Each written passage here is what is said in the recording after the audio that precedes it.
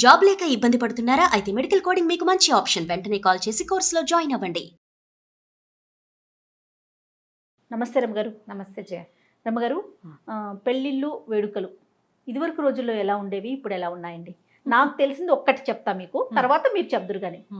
శుభలేఖల దగ్గర నుంచి శుభలేఖ వేయించాలంటే దానికి సంబంధించి ఇంట్లో కుటుంబ సభ్యులందరూ కూర్చొని సెలెక్ట్ చేసుకొని, అవకాశం ఉంటే సెలెక్ట్ చేయటం, లేదంటే పెద్దవాళ్ళు సెలెక్ట్ చేయటం, ప్రతి ఇంటికి వెళ్ళి ప్రతి చుట్టం ఫ్రెండ్ ప్రతి ఒక్కరి దగ్గరికి వైఫ్ అండ్ హస్బెండ్ ఎవరైతే పెళ్లి కూతురు తండ్రో లేకపోతే పెళ్లి కొడుకు తండ్రో, ఇంటి పక్కన వాళ్ళ దగ్గర నుంచి ఊర్లో ఉన్న వాళ్ళ దాకా కూడా వెళ్ళి చేతికి వెళ్ళి ఇచ్చి ఖచ్చితంగా రండి అని చెప్పేవాళ్ళు.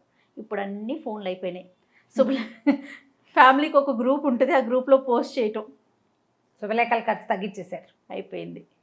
మంచి అలానే ఉంది, చెడు అలా ఉంది అనుకోండి. మంచి గురించి మాట్లాడుతున్నాం కాబట్టి కాలం మారుతోంది కదా జయ. తొలికాలం చాలా ఉన్నాయి కదా. తొలికాలపు పెళ్ళిళ్ళు వేరు. తొలికాలంలో పెళ్ళంటే అటు 7 తరాలు ఇటు 7 తరాలు చూడడం. పిల్లాడు పిల్ల చూసుకోవడం ఇంపార్టెంట్ కాదు. వాళ్ళ మామయ్యలు, వాళ్ళ మీ బాబాయిలు, వీళ్ళ తాతలు, వాళ్ళ సంగతులు ఏమిటి, ఏ కుటుంబాలు ఎక్కడెక్కడున్నాయి, వాళ్ళ ఇంట్లో ఎవరెవరికి జబ్బులు ఉన్నాయి, ఎంతమందికి పిల్లలు ఉన్నారు, ఎంతమందికి పిల్లలు లేరు, ఏవైనా బాల్య వివాహాలు ఫెయిల్ అయినాయా, వితంతువులు ఉన్నారా ఆ కుటుంబంలో, లేకపోతే మా పిల్లలకి 3-4 పెళ్ళిళ్ళు అయ్యాయా, ఒకవేళ వీళ్ళ బాబాయికి 2 పెళ్ళిళ్ళు 3 పెళ్ళిళ్ళు అయితే ఏ కారణం చేత 3 పెళ్ళిళ్ళు అయ్యాయి, ఇన్ని కనుక్కునేవాళ్ళు. ఇంకా దీంతో పాటు ఆస్తి స్వాస్తి, ఈ ఆస్తి వీళ్ళకి ముదనష్టపాస్తే వాళ్ళకే వచ్చింది, వాళ్ళకి సంపాదించుకున్నారా, బోల్డ్ అన్ని కనుక్కునేవాళ్ళు. ఇది పెద్ద వాళ్ళ దగ్గర నుంచి చిన్న వాళ్ళ వరకు ముందు వెనక కనుక్కోకుండా పెళ్లి చేసేవాళ్లే కాదు. పైగా సమయం బోల్డ్ అంతా, ఈ ఊరి నుంచి ఆ ఊరికి నడిచెళ్ళాలి, బళ్ళేసుకెళ్ళాలి, సమయం పట్టేది. అక్కడి నుంచి ఏదైనా శుభకార్యం అంటే చుట్టాలు పక్కాలు నెల రోజుల ముందు నుంచి 20 రోజుల ముందు నుంచి పెళ్లి పనుల కోసం పెళ్లి పెత్తనం అనేవాళ్ళు. ఆ పెత్తనానికి జనాలు వచ్చేవాళ్ళు ముందే. పందిళ్ళు వేయటం ఒక పెద్ద ప్రోగ్రాము, పందిరి రాటేయటం దానికి ఒక పెద్ద ప్రోగ్రాము, పసుపు కొట్టడం అదో ప్రోగ్రాము. ఇప్పుడు మన ప్రోగ్రాంలన్నీ ఫోటోలే అంతే. అప్పుడు మనుషులు ఉండి చేయాల్సి ఉండేది. పెద్ద కొన్ని కుటుంబాలు ఒక చోట కలిసి చేసేవాళ్ళు. పేద కుటుంబాలు సుమారైన ఆస్తి స్వాస్తులు ఉన్న ఊళ్ళల్లో ఏంటంటే వీడి ఇంట్లో పిల్ల పెళ్ళికి అందరూ తలా అంత అమౌంట్ ఇవ్వటం, మళ్ళీ వీళ్ళంతా కలిసి అవతల పిల్ల పెళ్ళికి మళ్ళీ వీళ్ళంతా ఇవ్వటం. ఇప్పటికీ పల్లెటూళ్ళలో ఆ పద్ధతి ఉంటుంది. అందరు ఇచ్చినవి రాసుకుంటారు. మళ్ళీ మనకు ఆ పెళ్లి పుస్తకం చూసుకుని మనకి వాళ్ళు ఏమి వేసారో చూసుకుని దానికంటే ఇంకో కొంచెం ఎక్కువ వేసి ఇప్పుడు ఇవ్వాలి వెనక్కి. ఆ పద్ధతి ఉంది ఇప్పటికీ పల్లెటూళ్ళలో. మామూలుగా కట్నం చదివిస్తాము పిల్లకి. నేను మీ అమ్మాయికి 1000 రూపాయలు ఇచ్చానుకో, నువ్వు మా అబ్బాయి పెళ్ళికి 1500 ఇవ్వాలి. అలా ఇట్లా జరిగేవి. అక్కడి నుంచి ఏం చేసేవాళ్ళు, ఈ పెళ్లి పందిరి వేయటం దగ్గర మనుషులు కావద్దు. అప్పుడు ట్రాన్స్పోర్టేషన్ ఏది, ఎక్కువగా బళ్ళ మీద వాటి మీద డిపెండ్ అయ్యేవాళ్ళు. ఏ ఊళ్ళో ఉన్నవాళ్ళు ఆ ఊళ్ళో పెళ్ళిళ్ళు చేసుకునేవాళ్ళు. ఏదో ఒంటెద్దు బళ్ళు, ఆ బళ్ళు ఈ బళ్ళు. తర్వాత మా చిన్నప్పుడు అయితే ట్రాక్టర్లు అవి వచ్చినాయి. మాకు కారు కూడా ఉంది. నేను పుట్టకముందు నుంచే కారు ఉంది మాకు. అంబాసిడర్ ఉండేది. అంబాసిడర్ నెంబర్ మర్చిపోయాను. ఇప్పుడు మొన్నటి దాకా గుర్తుండేది, ఈ మధ్య పెద్ద అయిపోయి ఆ నెంబర్ మర్చిపోయాను. ఈ కార్లు అవి ఉన్నవాళ్ళు ఏం చేసేవాళ్ళు, ఒకళ్ళ కారో ట్రాక్టరో ఉందనుకో, ఎవరికై 2 బళ్ళు ఉన్నాయనుకో, ఆ ఊళ్ళో ఎవరి పెళ్ళికైనా ఈ వాహనాలు వెళ్ళి అక్కడ పనిచేసేవి. వాళ్ళ ఇంట్లో పెళ్ళి వాళ్ళకి అవసరం, సాయిదా ఫాయిదాగా వెళ్ళేవారు ఊళ్ళలో వ్యవహారాలు. అక్రమంగా మన వాకిట్లోనే పందిళ్ళు వేసుకుని పెళ్లి చేయటం, మన ఇంట్లోనే, లేకపోతే మన పెద్దనాన్న గారింట్లో 5-6 అన్నదమ్ముల పెళ్ళిళ్ళను పిల్లలు ఉన్నారనుకో, పెద్దనాన్న గారింట్లోనే పెళ్లి చేయటం, పెద్దాత గారింట్లోనే పెళ్లి చేయటం, లేదా ఆ ఊళ్ళో కొంచెం పెద్ద విశాలంగా ఎవరిల్లంటే వాళ్ళ లోగిల్లో రామాలయంలో పెళ్ళిళ్ళు చేసుకోవటం. క్రమంగా కళ్యాణ మండపాలు వచ్చినాయి జయ. గుంపంతా పోయి ఆ కళ్యాణ మండపంలో చేసుకోవటం. ఈ మిగిలిన వ్యవహారాలన్నీ పెళ్లి కూతురుని చేసుకోవటాలు, స్నాతకాలు అవన్నీ ఇంట్లో చేసుకోవటం. అక్కడి నుంచి సంబరాలన్నీ ఇంట్లో చిన్న చిన్నవి మనం గ్రూప్లో చేసుకోవాల్సినవి. తర్వాత పెళ్లి సంబరం హాల్స్లో చేసేయటం. ఇంకా అట్లా క్రమంగా పెరిగి ఇవాళ డెస్టినేషన్ వెడ్డింగులు కూడా చూస్తున్నాం మనం. దానికోసం ఖర్చు పెట్టడం. ఈ మొత్తం దాంట్లో అప్పట్లో ఫెయిల్యూర్స్ తక్కువ పెళ్ళిళ్ళు, ఇప్పుడు ఫెయిల్యూర్స్ ఎక్కువ. అప్పుడు ఖర్చు తక్కువ, నలుగురు తలా ఒక చెయ్యి వేసేవాళ్ళు. ఇప్పుడు ఎవరు వేయరు చెయ్యి మనకి. మనమే మన తాలూకు సంపాదన అంతా, మన జీవితకాలం సంపాదించుకున్నదంతా, మన గ్రాండియరు, మన ఐడియాసు, మన పిల్లల ఐడియాలు, మన ఆవిడ ఫ్రెండ్స్ తాలూకు ఐడియాసు, మన ఫ్రెండ్స్ ఐడియాసు, అవన్నీ చూపిస్తాం. పెళ్ళిళ్ళలో చాలా మార్పు వచ్చింది జయ.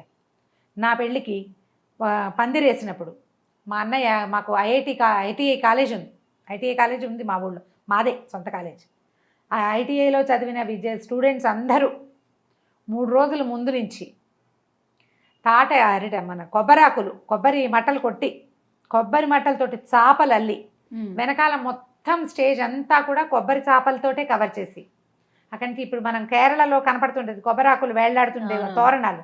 మాకు ఒక రామనాథం అని ఒక సున్నాలేసి అతను తగిలాడు. అది ఎప్పుడు అతను మాకు వచ్చింది మా ఇంటికి 84లో మా ఇందిరి పెళ్ళప్పుడు, మా ఆరోకే పెళ్ళికి. ఆ తర్వాత మా ఇంట్లో 8 నా పెళ్లి దాకా అతనే వేశాడు రంగులు. అతను చూపించాడు, తమిళియన్ అనమాట అతను చూపించిన ఐడియా ప్రకారం ఈ మొత్తం తోరణాలు కట్టి, మా అన్నయ్య ఫ్రెండ్ ఒకరండి రామ్మోహన్ అని, చాలా అద్భుతమైన ఆర్టిస్ట్. నా పెళ్లి శుభలేఖ కూడా తనే రాశాడు. నాదే కాదు, మా అన్నయ్యది, మా ఇందిరిది, మా పెళ్లి శుభలేఖలు కూడా.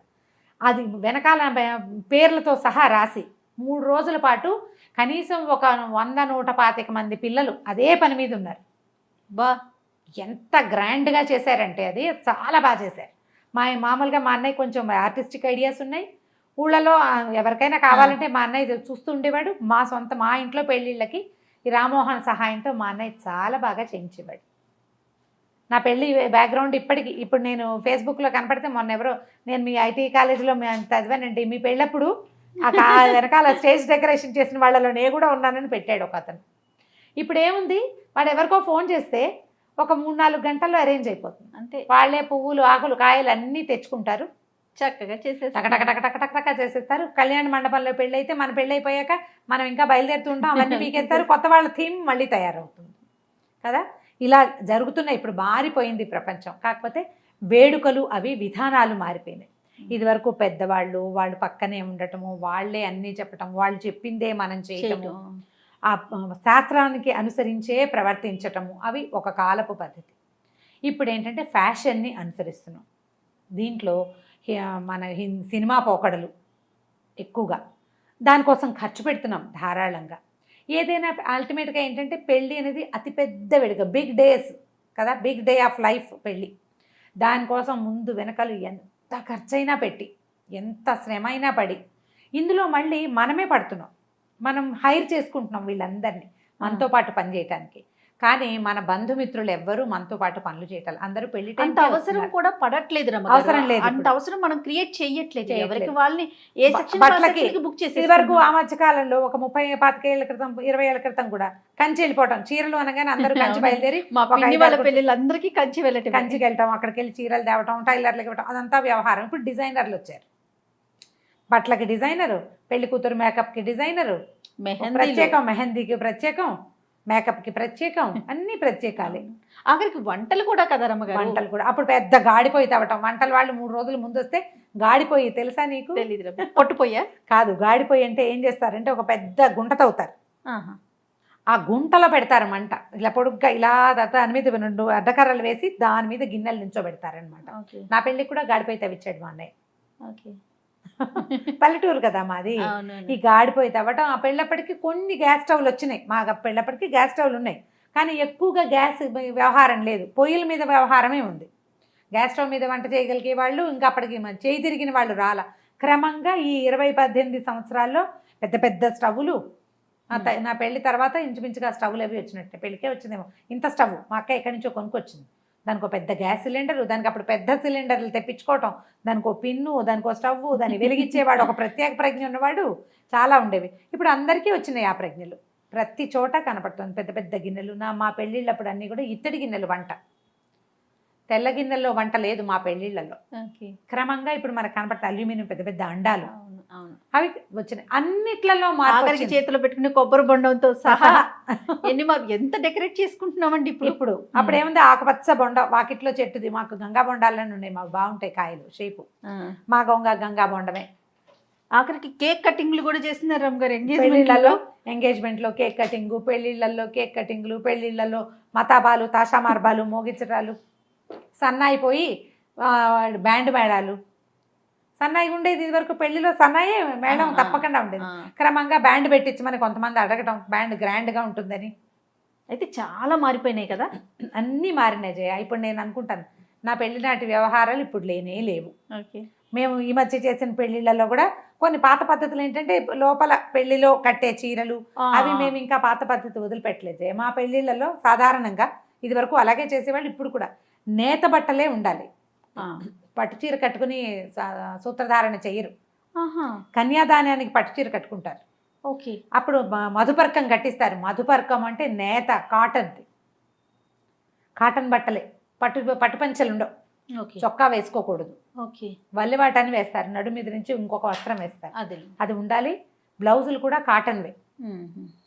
పెళ్లిలో గోచి పెట్టడం, అమ్మాయికి కూడా అట్లా కొన్ని పద్ధతులు. వధూవరులకి గోచి పెట్టడం, ఆ పద్ధతి మాత్రం ఇంకా మా ఇళ్లలో మారలేదు. ఇటీవల కాలంలో మేము చూసిన పెళ్లిళ్లలో పట్టు చీరలు కట్టేసుకుంటున్నారు ఫోటోల్లో బాగుండాలని. ఫోటోలో బాగుండాలి కదా, మరి బోళ్ళంత ఖర్చు పెడతారు. ఫోటోలకే 3-4 లక్షలు పెడుతున్నారు జయ, ఇంకా ఎక్కువే. ఇంకా ఎక్కువే. అదే ఒక మాదిరి వాళ్ళు కూడా 3-4 లక్షలు పెడుతున్నారు. ఇంకా పెరిగిన కొందికి పెరుగుతాయి. అసలు పెళ్ళైన 3 నెలల దాకా వాళ్ళు ఫోటోలు కూడా ఇవ్వరు, అన్ని ఆల్బమ్లు రావు. పెళ్లి పాత పడిపోతుంది, అప్పుడు ఆల్బమ్లు వస్తాయి. మొన్న అయితే ఒకళ్ళు చెప్పారు, పిల్ల డివోర్స్ తీసుకుంటానంటుందండి, మా ఆల్బమ్కి ఫోటోలు సెలెక్ట్ చేయండి అని వచ్చాడు ఫోటోగ్రాఫర్, ఏం చేయాలో తెలియట్లేదని. అబ్బా. అమ్మాయి ఏమో ఇదంతా నేను ఉండనంటుంది, ఫోటోలు రాలా ఇంకా. అది ఇప్పటి పరిస్థితి. వేడుకలకి ఏముంది చేయాలి, విధానం సరైనది కావాలి. మారుతున్న కాలాన్ని బట్టి మనం మారుదాం. మనం ఎన్నో మారిపోయాం, ఇంకా మారుకుంటూనే పోతాం. కానీ బేసిక్ థింగ్ ఒకటి ఉంది చూడు, దాన్ని వదలొద్దు. వివాహం, మాంగళ్య ధారణ, కన్యాదానం, ఒక ఇంటి పిల్ల ఇంకో ఇంట్లో దీపం పెట్టడానికి వెళ్ళటం, ఇవి 2 జీవితాలని ఒక రకంగా ముడివేయటం, ఒక ముడి. ఇది కొత్త జీవితాలకి నాంది పలకటం. అది మారదు కదా. అవును. దాన్ని మార్చకుండా ఉండాలని మనం ఈ కాలంలో ఉన్న వాళ్ళందరినీ ప్రార్థించాలి, పేరు పేరున. కనీసం అదొక్కటి మార్చకండి. చుట్టూతా ఉన్న వ్యవహారం అంతా మార్చుకోండి, మారిపోయినా పర్వాలా, కానీ బేసిక్ థింగ్, దేనికోసం పెళ్లి చేసుకుంటున్నాం అన్న ఒక్క విషయాన్ని, దాన్ని వేడుక, అది మనకు కావాల్సిన వేడుక, దాన్ని సరైన వేడుకగా ఉంచి భారతదేశాన్ని విడాకుల దేశం చేయకుండా వివాహ దేశంగానే ఉంచాలి. వివాహ వ్యవస్థ మీద ఉన్న పటిష్టమైన నమ్మకాన్ని చెడగొట్టకుండా దాన్ని కొనసాగిస్తూ తీసుకెళ్ళాలి. వేడుకలు ఏమిటి, పాతకాలపు వేడుకలు కావాలంటే అవి ప్లాస్టిక్ రహిత వివాహాలు కూడా చేశారు ఈ మధ్య. మా వాళ్ళు కూడా ఎవరో మా బందర్లో కూడా చెప్పారు. అవును, ఒకళ్ళిద్దరు. మన ఎమ్రాల్డ్ షాప్ ఉంది కదండి, వాళ్ళ అమ్మాయికి ఇట్లాగే మొత్తం అసలు ప్లాస్టిక్ అనేది లేదండి, అన్ని పాత పద్ధతులే. బా, అద్భుతం అనమాట. ఆ వివాహ వేడుకని కనుక చూస్తే, ఫొటోస్ అవి కనుక చూస్తే, అలా చేయాలన్నా చాలా కష్టపడాలండి. ఈ రోజుల్లో ఇంకా కష్టపడాలి. ప్లాస్టిక్ అసలు లేకుండా చేయాలి అంటే కొంచెం చాలా కష్టపడాలి.